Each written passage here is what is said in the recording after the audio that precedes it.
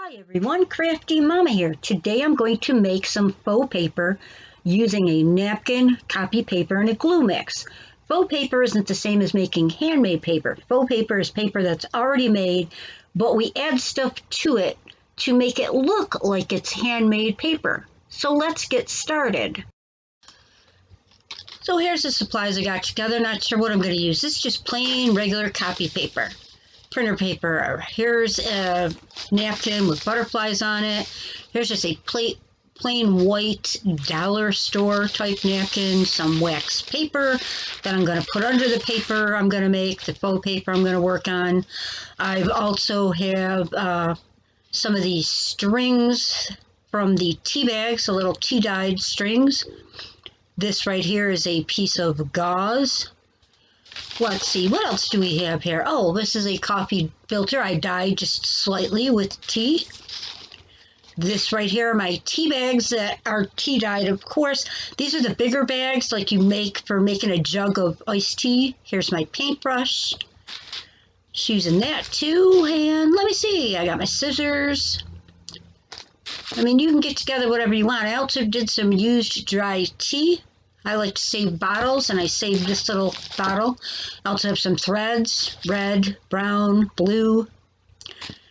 I have some eyelash trim, in case I want to use that, these different colors.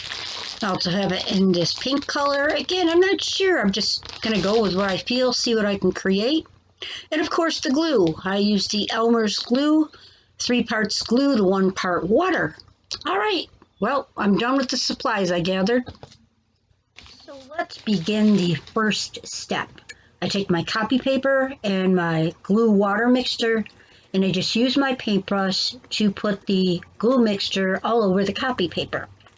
This just helps to keep the stuff that you're putting on the copy paper down, and it's really helpful. So I'm going to start with the tea-dyed tea bag and just add random pieces. I don't want it to look like a certain print or anything like that, just adding them randomly all over the place, tearing them off in different sizes, different shapes, different bits. This piece of paper I'm going to make is going to be a simple paper. I am going to use this probably for a journal book, but I'll tell you that later on. Now, here I go. I'm going to add some of my dried tea. I'm a coffee drinker. I absolutely love coffee, but I do love my tea too. And when I use the tea, then I'll dry it out, rip open the tea bag, dry out the tea in the tea bag, and use the tea flakes in the tea bag. Now here I'm just using some regular sewing thread. It's like a brownish black color, cutting them different sizes, putting them just randomly all over the page. I just want to give this page, make it look a little different, make it look like handmade paper.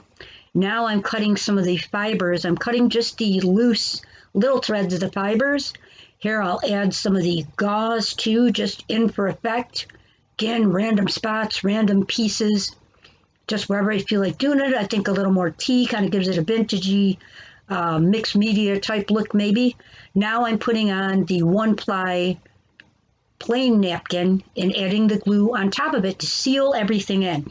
And I think it's really neat that when you use the plain napkin, just a regular dollar store 1-ply napkin, that you can see the design come back through. It's a little more peg, but you can still see it perfectly clear, and I think it's kind of neat. And it seals in everything that you put on top, it seals in onto the copy paper, which is neat.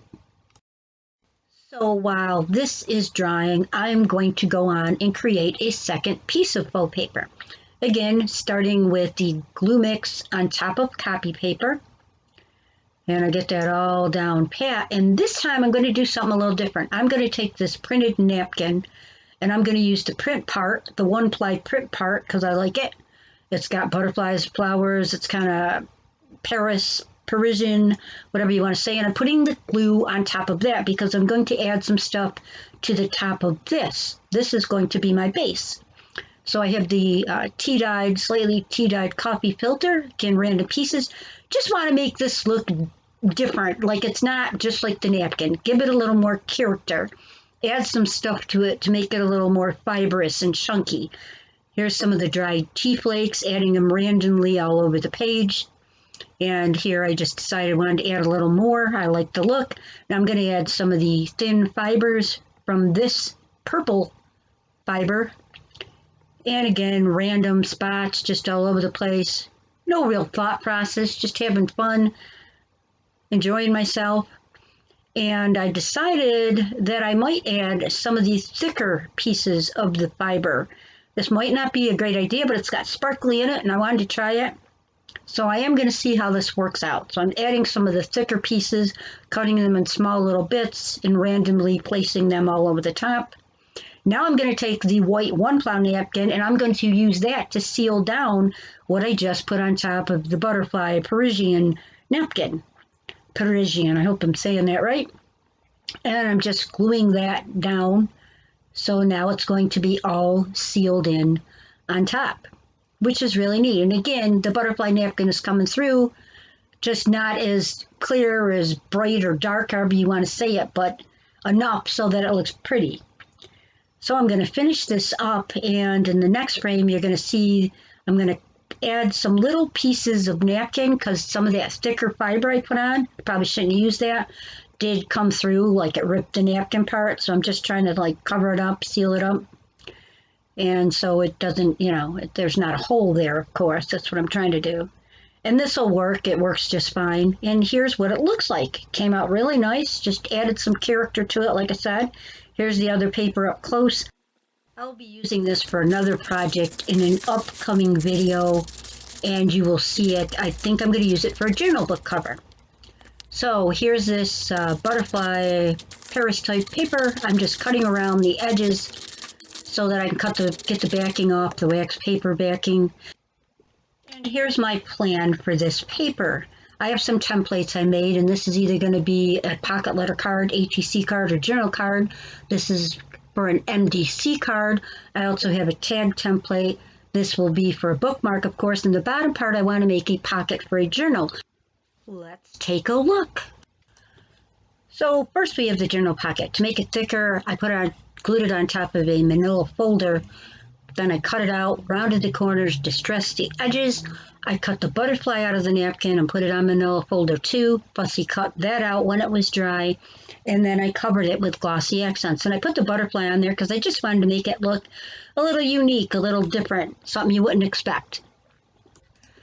Next up is the card. I'm not sure if I'm going to use it for an HC, pocket letter card, or journal card, so I didn't really do anything to it yet except back it on, glued it on to the manila folder to make it more thicker. Here we have the bookmark. I added black tassel fiber. I also added some tiny yellow Jolie's Impatience flowers on there. Hopefully you can see them. I put a little black dot in the middle of the flower so they'd show up a little more. I also decided to spray it with perfect pearls. And I cut out a bird and some flowers from a sticker I had and added them as well just to give it a little more character. So here's the tag I created. What I did is take my faux paper and I used my tag template and cut out the shape, and then I backed that onto a regular piece of cardboard. On front of the tag I used a few colors of my stickles because I love things that shine and sparkle. And I also used some of the Jolie's Red Impatience flowers on the front, as well as Studio K uppercase black alphabet letters, which I accented with the Jolie's teardrop leaves to create the word faith, because I thought it was appropriate.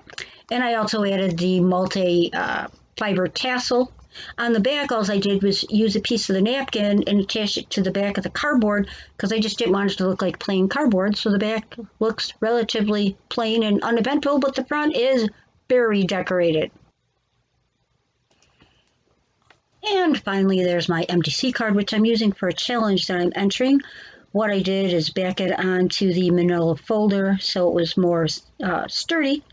Then I used a few kinds of stickles to enhance the flowers and background, spice marmalade, purple, and lime green to be exact.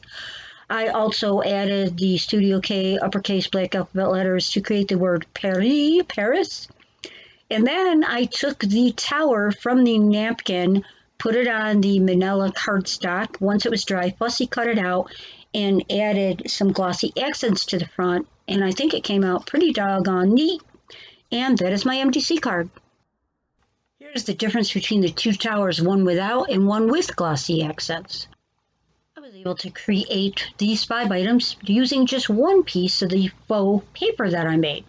I enjoyed myself, I had fun, I felt very creative, and I've got different things that I can use in my journal books and for challenges and more.